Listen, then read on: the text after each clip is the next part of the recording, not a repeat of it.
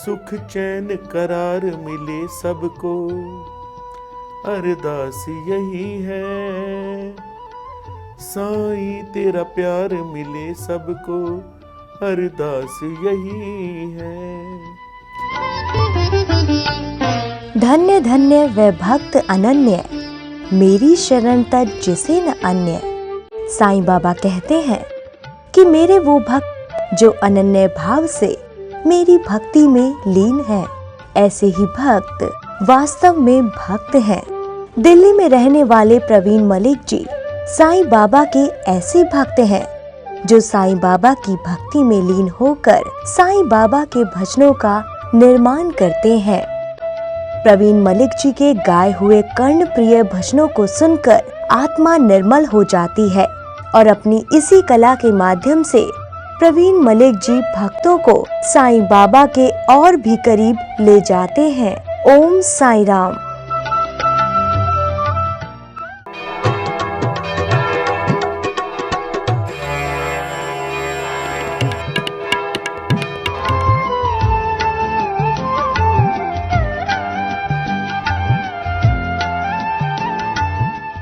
ओम साईं राम। मैं हूँ प्रियंका शर्मा। दर्शकों, साईं भक्ति ही जीवन का परम सुख है। साईं बाबा कहते हैं कि तू जैसे समर्थ है वैसे मेरी भक्ति कर। दर्शकों, इसी क्रम में आगे बढ़ते हुए अपने इस कार्यक्रम में कैसे बना भजन में मैं आप सभी को मिलवाती हूँ प्रवीण मलिक जी से, जो कि एक भजन गायक हैं। उन्होंने साईं भक्ति में लीन होकर कई भजन बनाए, लेकिन हम ये नहीं जानते कि वो भजन कैसे बने, क्या अनुभव रहा, उनके भजन बनाने के उस प्रयत्न में क्या क्या परेशानियां आई, उनको जानना भी हमारे लिए बेहद आवश्यक है। तो चलिए मैं आपको मिलवाती हूँ भजन गायक प्रवीण मलिक जी से।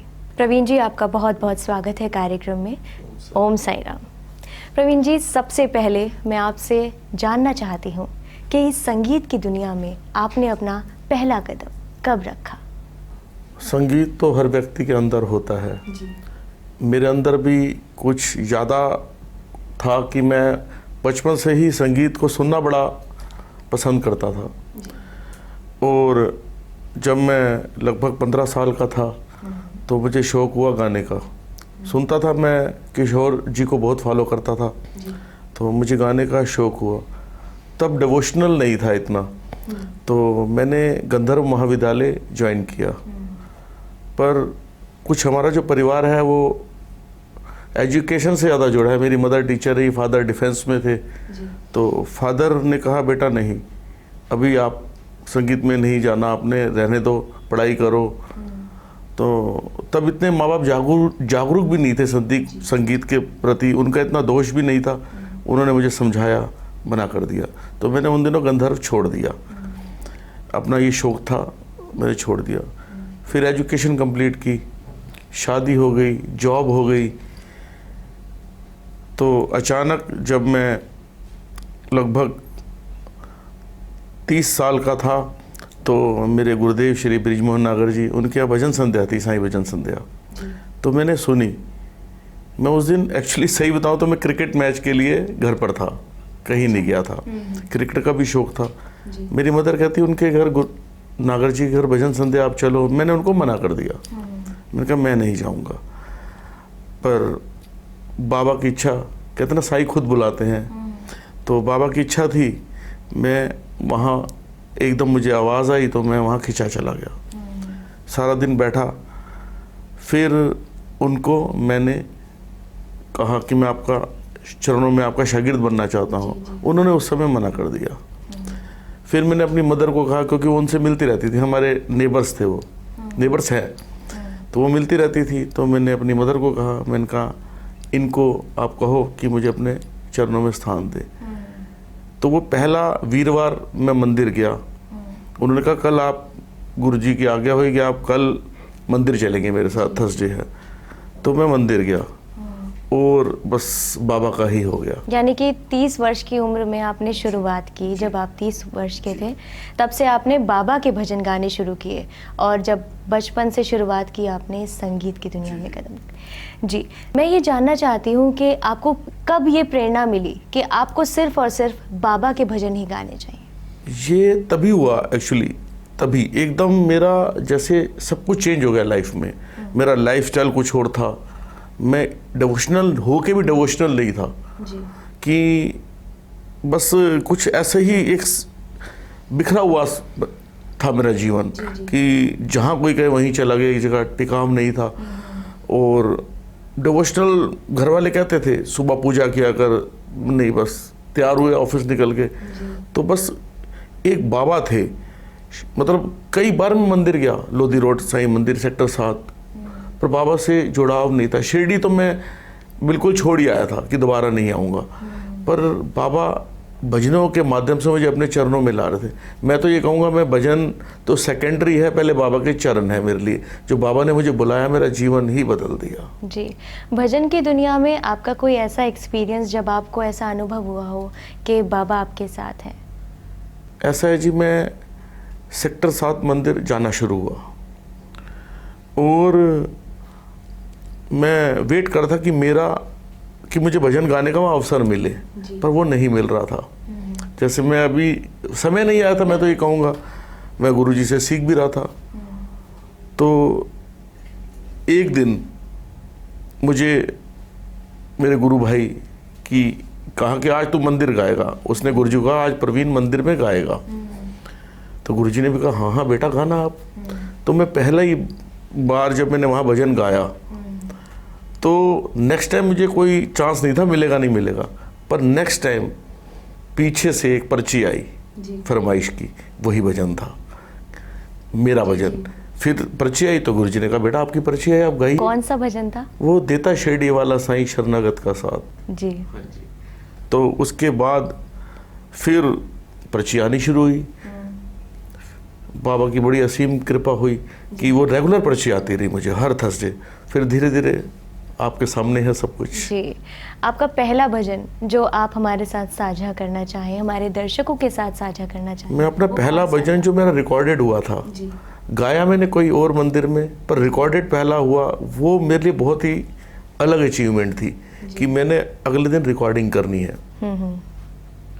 और मुझे आज ही पता लग रहा है कि कल मुझे रिकॉर्ड करना है।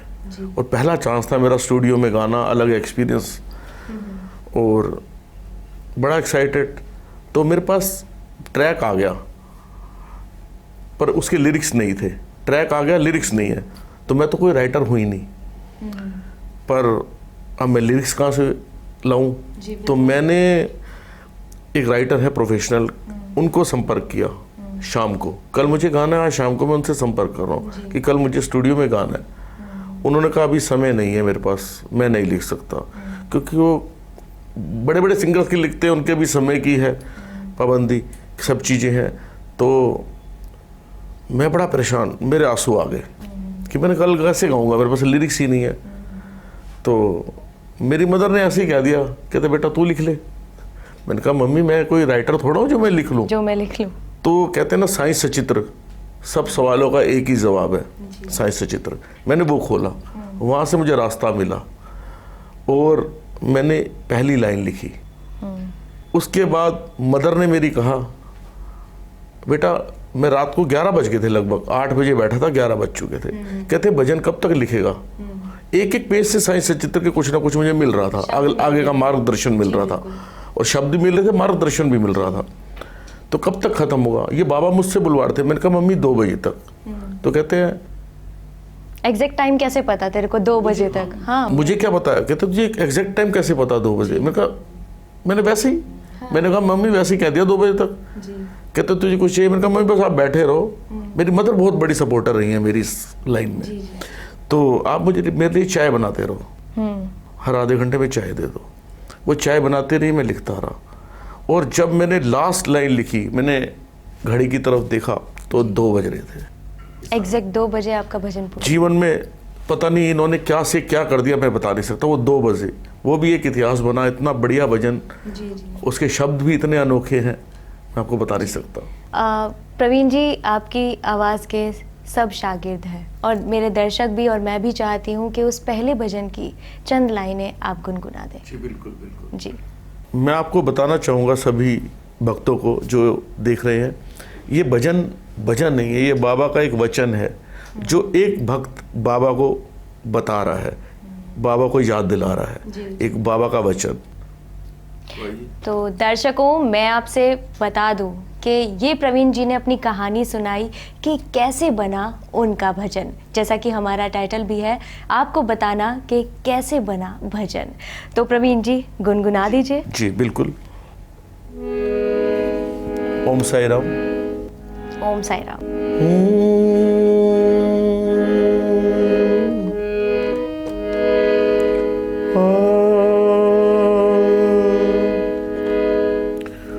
तूने कहा था जो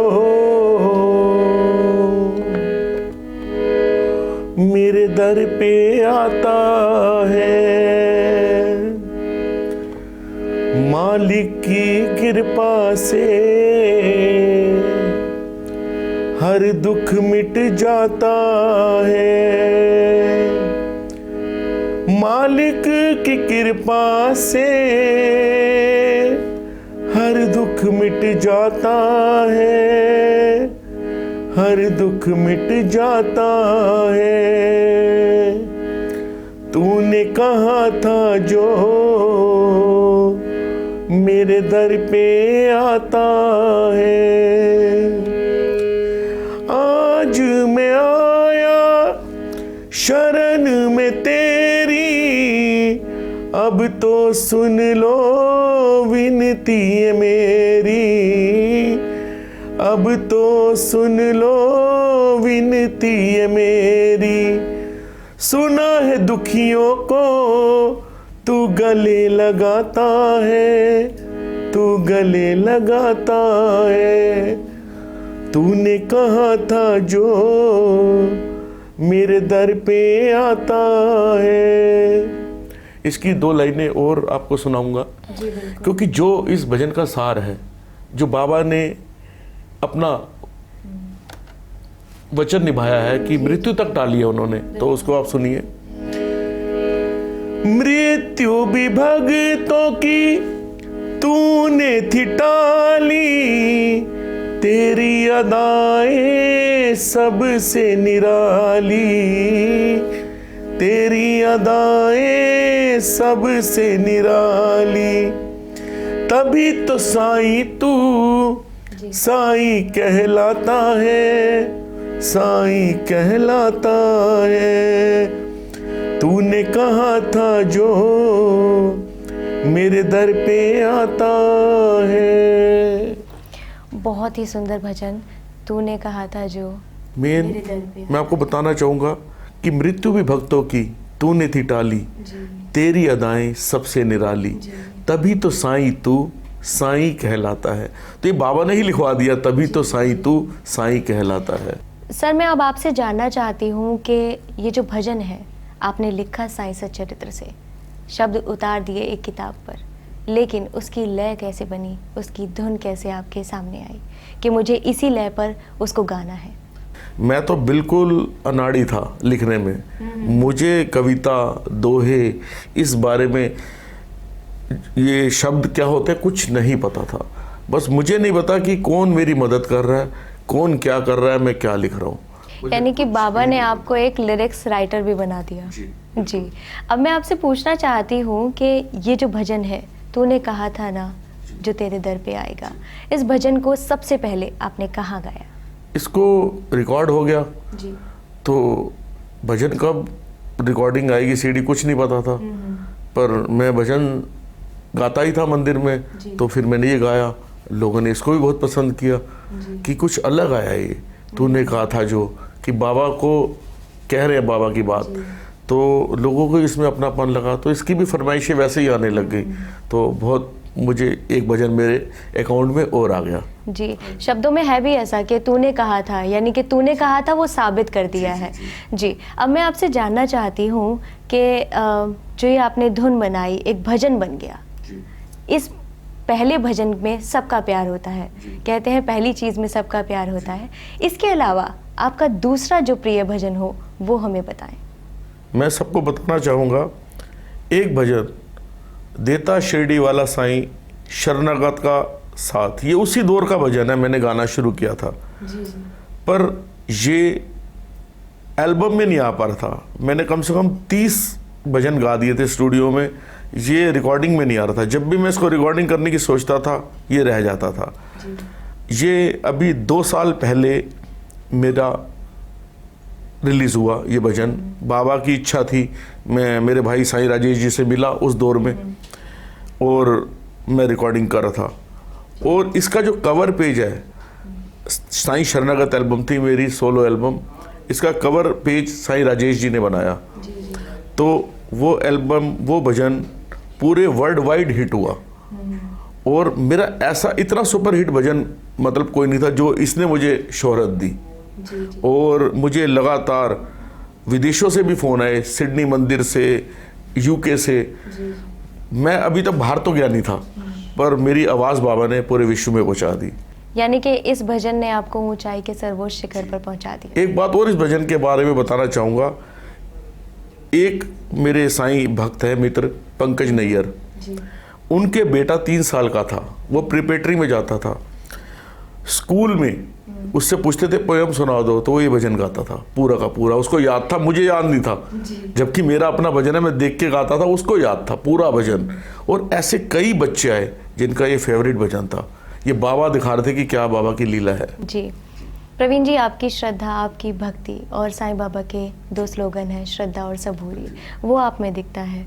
और आपने अपना एक्सपीरियंस हमारे साथ शेयर किया और हमारे दर्शकों को बताया कि कैसे एक भजन का निर्माण होता है। भजन को सुनना आसान होता है, भजन को फील करना और उसको बनाना बहुत ही मुश्किल होता है। प्रवीण जी, कार्यक्रम के अंत में मैं आपसे ये चाहती हूँ कि साईं बाबा का कोई एक उपदेश जो आप हमारे दर्शकों को दे पाएँ भजन के माध्यम से। बाबा ने अपने सारे वचनों में सारी बात कह दी है। मैं उन वचनों से एक ही बात निकाली मैंने कंक्लूज़न, कि बाबा ने पूरी अपनी जो जीवन काल है दीन दुखियों के सुख के लिए, उनकी खुशी के लिए अपना जीवन काल समर्पित करा। और जो आज पूरे संसार में एक अजीब सा वातावरण है नेगेटिव, मैं चाहता हूँ कि सब सुखी रहें, चाहे हम हों, चाहे हमारे पड़ोसी देश हों या कोई भी हो। तो मैं हर भजन में यही कहता हूँ कि आप अपने से पहले दूसरों के लिए सुख मांगे। तो ये भजन उसी से इंस्पायर्ड है, ये प्रदीप साहिल जी ने लिखा है, तो मैं उसको गुनगुनाना चाहूँगा। सुख चैन करार मिले सबको, अरदास यही है, साईं तेरा प्यार मिले सबको, अरदास यही है। सबके संकट हर लो बाबा, सब पे रहमत कर दो बाबा। सबके संकट हर लो बाबा, सब पे रहमत कर दो बाबा। जग में सत्कार मिले सबको, अरदास यही है, साईं तेरा प्यार मिले सबको, अरदास यही है। सुख चैन करार मिले सबको, अरदास यही है, साईं तेरा प्यार मिले सबको, अरदास यही है। तो साईं सबको प्यार देना, सबको सुखी रहना। ओम साई राम। आपने हमारे साथ अपना एक्सपीरियंस शेयर किया, उसके लिए बहुत बहुत शुक्रिया। ओम साई राम। ओम साई राम। सभी को ओम साई राम। जी दर्शकों, इस कार्यक्रम के माध्यम से हमने आप सभी को बताया कैसे बना भजन, यानी कि हम बता सकते हैं कि ऐसे बना भजन। दर्शकों, हम भजन सुनते हैं और उसको एक मन में उतार लेते हैं कि ये भजन बहुत अच्छा है, लेकिन उसके पीछे की परेशानियां हम नहीं जानते। किस परेशानी में वो बना, किस भाव में वो बना, हमारे जीवन में क्या अनुभव रहे कि हमने उस भजन का निर्माण कर दिया। आपके एक प्रश्न कैसे बना भजन का सॉल्यूशन और एक उसका उत्तर आपके सामने है। हमारे इस अंक में बस इतना ही। देखते रहिए साईं लीला टीवी। ओम साईं राम। जारी रहेगा साईं भक्ति का अटूट सिलसिला। बस देखते रहिए साईं लीला। अगर आपको साईं बाबा से जुड़ा ये कार्यक्रम पसंद आया है तो आप हमारे इस वीडियो को लाइक शेयर करना ना भूलें। साथ ही साथ आप हमें कमेंट बॉक्स में कोई भी सुझाव दे सकते हैं और हमें बताएं कि आपको ये कार्यक्रम कैसा लगा। ओम साईं राम।